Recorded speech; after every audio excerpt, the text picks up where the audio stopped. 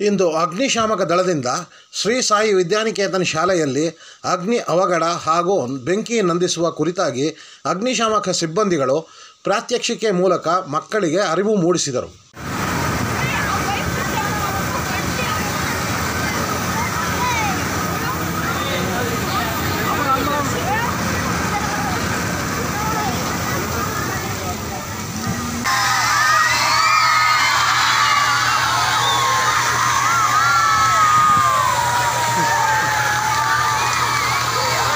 ಅಗ್ನಿ ಅವಘಡ ಎಂಬುದು ಒಂದು ಭಯಂಕರ ಆಕಸ್ಮಿಕ ಘಟನೆ.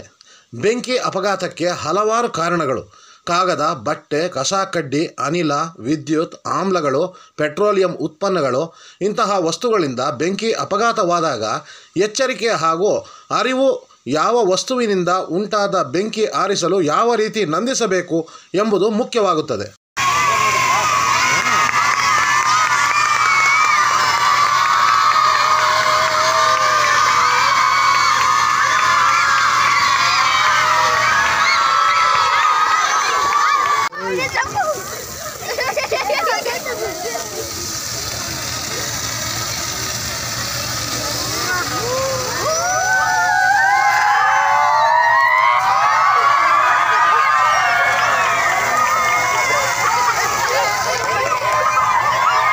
ಈ ವಿಷಯಗಳ ಬಗ್ಗೆ ಅಗ್ನಿಶಾಮಕ ಸಿಬ್ಬಂದಿಗಳು ಶಾಲೆಯ ಮಕ್ಕಳಿಗೆ ತಿಳಿಸಿದರು.